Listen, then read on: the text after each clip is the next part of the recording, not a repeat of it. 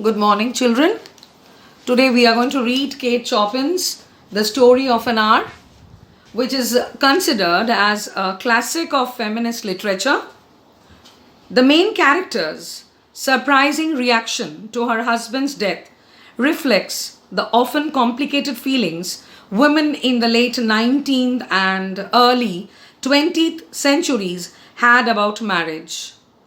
The story is a shocking, unorthodox expression of the inequities of marriage.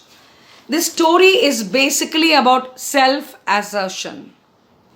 A lady who realizes that she was actually not happy in her marital life. However, apparently it seemed that she was very happy.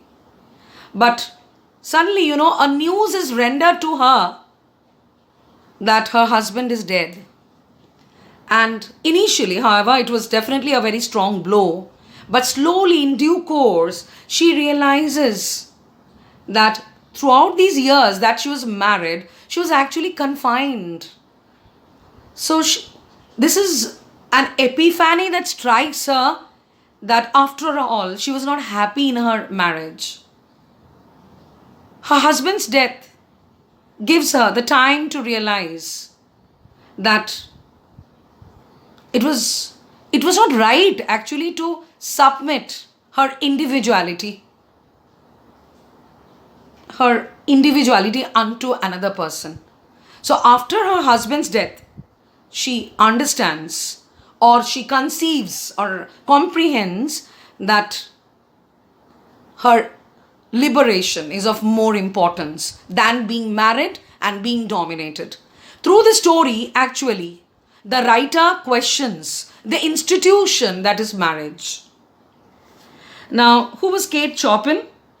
Kate Chopin was an American author of short stories and novels based in Louisiana.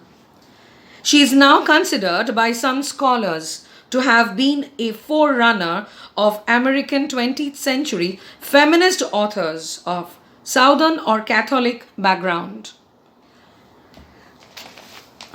In the story, there are three parts. We can actually divide the story into three parts.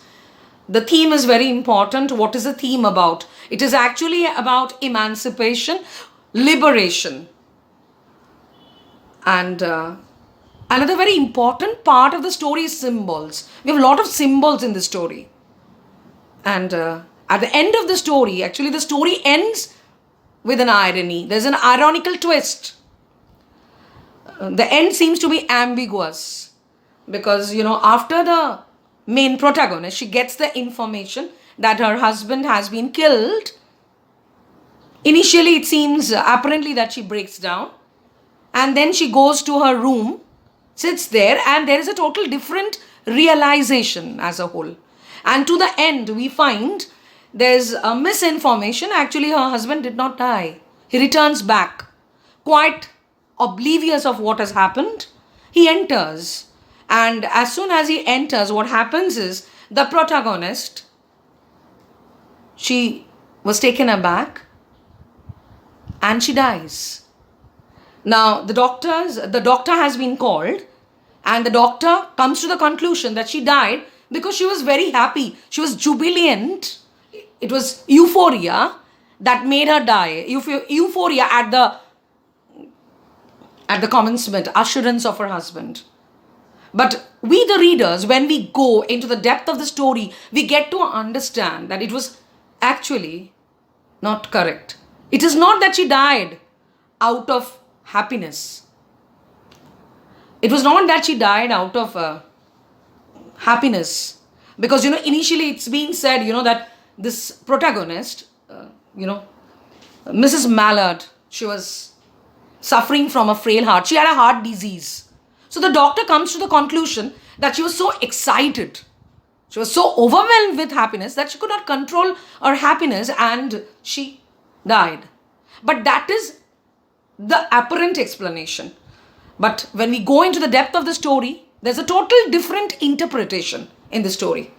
The story has an ironical end. We have a common woman.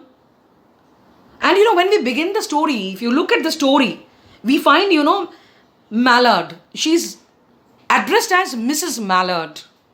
So why Mrs. Mallard? Because women are generally known by the name of their husbands. We live in a patriarchal society and where women are dominated by men. So this story is actually a journey of a woman who realizes that her independence is of much greater importance than being married or being confined.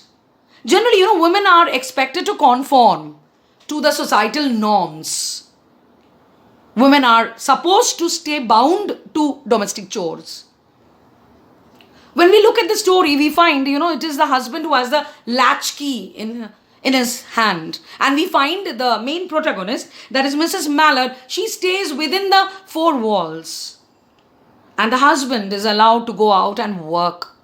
So here we find a woman, she has got no right to work. If she is working, then she has to remain within the four wall of her house.